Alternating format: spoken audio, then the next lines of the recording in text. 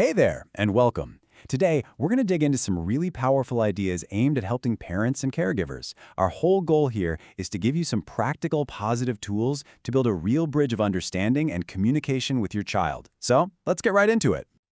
All right, so let's kick things off with the biggest question of all. Why are we focusing so much on the positive? I mean, when you're facing challenges, it's so easy to get caught up in correcting what's going wrong. But what we're about to see is that when you shift your focus to positive strategies, you don't just manage behavior, you actually transform the entire relationship. So before we jump into the how-to of it all, we really need to get a handle on the why.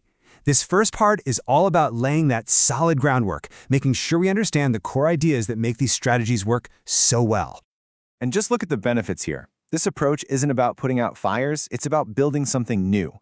We're talking about creating stronger, more positive bonds. We're encouraging new, better behaviors to grow.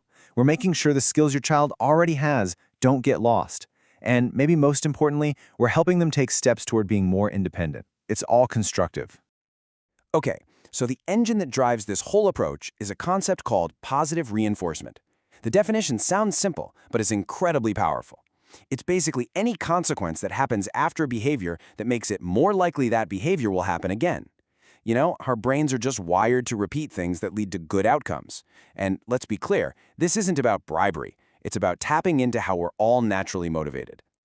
And this right here, this is the perfect real-world example. Think about it. We go to work, we do our job, and we get a paycheck. That paycheck is the positive reinforcement that gets us to show up again the next day. It's the exact same principle for our kids.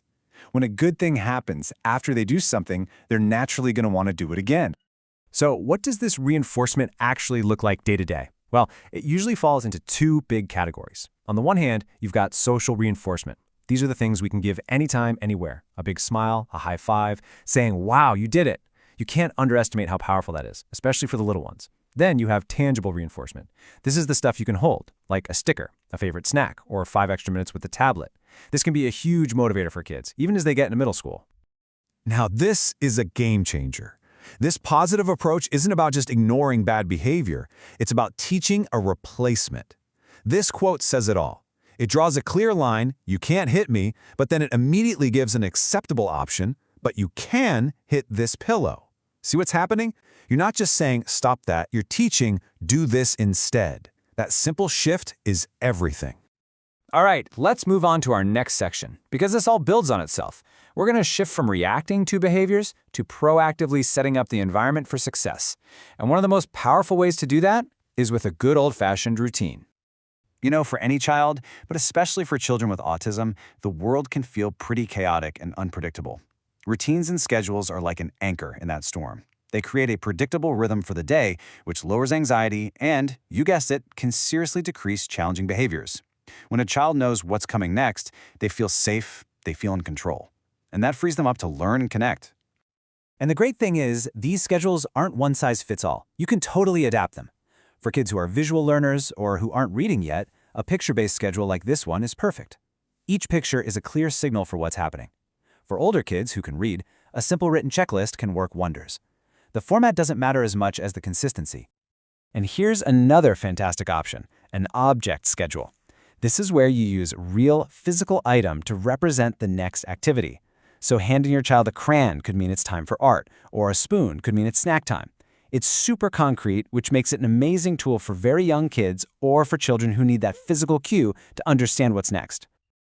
Okay, now we're getting to what I think is the absolute heart of this whole thing.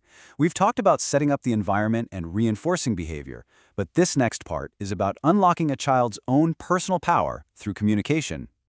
This might sound like a bold statement, but it is so true. Teaching a child how to ask for things, how to request, is the single most important communication skill you can build. Why? Because it's the first time they truly learn that their voice, or their signs, or their pictures has power. It's the aha moment where they realize, hey, if I communicate, I can make things happen in my world. It's the key. So how do we teach this? It starts with getting what the source material calls instructional control. Now, don't let the name fool you. This isn't about being a drill sergeant. It's about becoming the gateway to all the good stuff. First, you gently show the child that you're the one who has the things they want. Second, when they try to ask for it, you give it to them, showing them they can trust you. This teaches them, step 3, that interacting with you is a really good deal for them.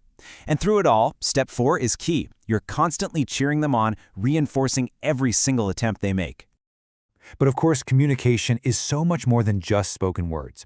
So for our next section, let's explore some of the amazing tools we can add to our toolbox to help every single child find their voice. Look, there are so many ways to help a child communicate. It could be something like PECS, where a child literally hands you a picture of what they want. It could be sign language. It might be pointing to symbols on a communication board, or even using high-tech apps and devices that can speak for them. The specific tool is less important than the goal, which is always to empower communication. Okay, we need to pause on this one, because this is a really common fear that a lot of parents have. They worry that if they teach their child something like sign language, it will become a crutch, and their child will never learn to talk. I want to be really clear, that is simply not true. Here's the way to think about it. Methods like sign language are not a detour from speech, they are a bridge to it.